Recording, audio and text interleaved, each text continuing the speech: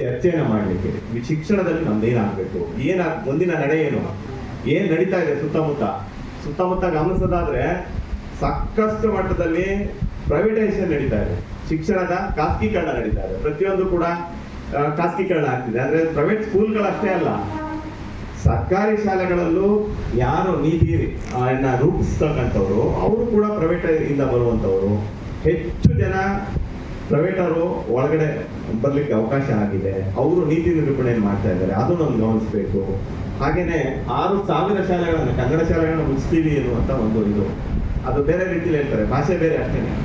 ವಿಲೀನೀಕರಣ ಮಾಡ್ತೀವಿ, ಉನ್ನತೀಕರಣ ಮಾಡ್ತೀವಿ, ಬೇರೆ ಬೇರೆ ಹೆಸರುಗಳನ್ನ ಅಟ್ರಾಕ್ಟಿವ್ ಹೆಸರುಗಳನ್ನ ಕೊಡ್ತಾರೆ, ಅಟ್ರಾಕ್ಟಿವ್ ಕ್ಯಾಪ್ಷನ್ ಕೊಡ್ತಾರೆ. ಆದ್ರೆ ಮುಚ್ಚಿ ಹೋಗ್ತಾ ಇರುವಂತದ್ದು ನಮ್ಮ ಕನ್ನಡ ಶಾಲೆಗಳು, ಬಡವರ ಶಾಲೆಗಳು. ಹಾಗಾಗಿ ನಮ್ಮ ವಿಜ್ಞಾನ ಕಾರ್ಯಕರ್ತರ ನಮ್ಮ ಕೆಲಸ ಏನು, ನಾವು ಅರ್ಥ ಮಾಡ್ಕೊಂಡಿದೀವ ಏನಕ್ಕೆ ಮುಚ್ತಾ ಇದೆ, ಏನ್ ಮಾಡ್ಬೇಕು. ಅವ್ರು ಲಾಜಿಕ್ ಹೇಳ್ತಾರೆ, ತುಂಬಾ ಸ್ಪಷ್ಟವಾಗಿ ಹೇಳ್ತಾರೆ. ಒಬ್ಬ ಮೇಸ್ಟ್ರಿಗೆ 1 ಲಕ್ಷ ಕೊಡ್ತೀವಿ, ಬರೀ ಅಲ್ಲಿ 5 ಮಕ್ಳಿದ್ದಾರೆ, 5 ಮಕ್ಳಿಗೆ 1,000 ಕೊಡೋದಾದ್ರೆ ನಾವು ಎಂತ ಶಾಲೆಯಲ್ಲಿ ಓದಿಸ್ಬೋದು ಅಂತೇಳಿ ವಾದ ಮಾಡ್ತಾರೆ.